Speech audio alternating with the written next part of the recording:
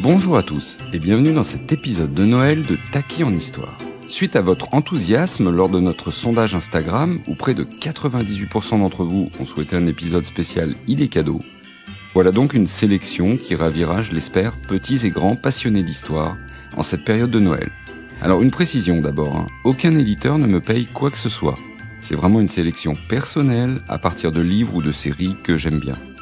Vous pourrez retrouver en description de l'épisode toutes les références et des liens pour les commander chez Cultura. Alors là, en revanche, c'est un lien affilié. Voilà, vous savez tout, c'est parti.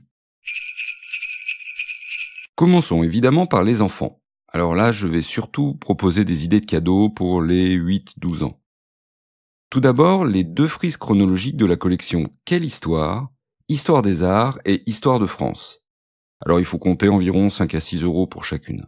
Alors ce sont des frises qui se déplient, elles sont en carton, donc elles sont solides, elles sont joliment réalisées, et elles indiquent bien les repères avec les époques, les responsables politiques, des personnages, et une part très importante qui est réservée aux femmes. Elles sont très pratiques pour replacer dans son époque un événement historique qu'on voudrait expliquer aux enfants, et pour les aider à se repérer dans le temps. Alors il existe aussi une frise Histoire du monde, mais elle est difficile à trouver, et je ne sais pas trop pourquoi. Cerise sur le gâteau, elles sont très jolies, avec le style très mignon et reconnaissable de la série Quelle histoire. Deuxième suggestion, la collection Zigzag, éditée par Fleurus, et qui est consacrée à l'histoire par des cartes mentales. Le tout dernier album vient de sortir, et il est consacré à Louis XIV. Alors il est écrit par Julien Ferrand, avec des illustrations d'Arnaud Clermont. C'est le même duo que celui qui avait déjà réalisé l'album sur la Première Guerre mondiale. Alors cet album propose 18 cartes mentales variées pour découvrir la vie de Louis XIV. Et tout est présenté de façon synthétique, ludique, avec de belles illustrations, l'ensemble est vraiment très dynamique. C'est une approche que j'aime bien, qui est très visuelle et que je trouve très réussie. C'est autour de 14 €. Dernière suggestion pour les enfants, un roman historique qui s'appelle Marius et Sabinus, deux frères à Pompéi. L'auteur, c'est Florence Medina, avec des illustrations de Marie-Gaëlle Tramont. Et c'est paru chez l'éditeur Pulp Fiction, qui est quand même un super jeu de mots d'éditeur. C'est autour de 13 €. Alors, ce roman historique raconte l'histoire de deux frères, dont l'un veut devenir gladiateur et l'autre parfumeur, et qui vivent tous les deux à Pompéi, juste avant l'éruption du Vésuve. Alors ça se lit très bien, le style est très agréable, et on découvre vraiment la vie dans cette ville romaine avant la catastrophe. À titre personnel, j'aime beaucoup les romans historiques et je trouve que pour les plus jeunes, ça permet vraiment de faire découvrir et d'aimer l'histoire. Ils sont souvent très bien faits, agréables à lire et c'est tout à fait le cas ici. Pour les plus grands maintenant, un livre d'abord, L'histoire de la guerre en infographie, paru chez Passé Composé. Alors ça retrace l'histoire des conflits, des origines à nos jours, à travers des infographies qui sont très claires et très attrayantes. C'est vraiment une histoire formidable de l'évolution des stratégies, des armements, des combattants, de la guerre, depuis les premières sociétés humaines jusqu'à nos jours. C'est très beau, c'est particulièrement clair, et c'est vraiment un cadeau idéal pour les passionnés d'histoire militaire, et plus largement d'histoire. C'est autour de 28 €. Alors, cet été, j'ai réalisé un épisode de podcast avec l'infographiste du livre, Julien Pelletier, et ça a parlé des samouraïs. Alors, Julien Pelletier, c'est aussi l'infographiste qui a réalisé toute une série d'ouvrages très réussis, notamment l'infographie de la Révolution française. Mais c'est un complot, paru chez Talandier. Alors, c'est le livre que j'ai coécrit avec Benjamin Briot, qui est le créateur de la chaîne YouTube et du podcast Nota Bene. Là, dans ce livre, vous avez 25 complots historiques. Alors ça commence dans un harem en Égypte, ensuite on va balayer l'histoire avec les Templiers, l'affaire des poisons, le Watergate, ou encore l'intervention américaine en Irak en 2003. C'est écrit dans le style propre à Nota Bene, c'est-à-dire avec rigueur et humour. Alors l'ouvrage vient tout juste de sortir en format poche, et donc vous le trouverez autour de 9,50 €, ce qui fait que chaque complot revient à 38 centimes, ça fait vraiment pas cher du complot.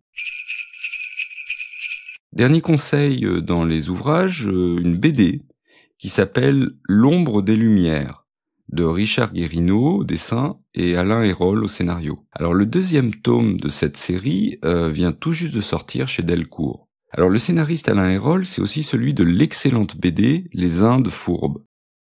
Alors cette fois-ci, l'histoire se situe un peu plus tard, au XVIIIe siècle, On suit un libertin qui fait beaucoup penser à Valmont des Liaisons dangereuses, mais ce libertin se retrouve contraint de devoir partir pour se faire oublier en Amérique du Nord. Et là, vous avez tout le XVIIIe siècle, avec l'esprit de cette époque, mais aussi la dureté de ce temps.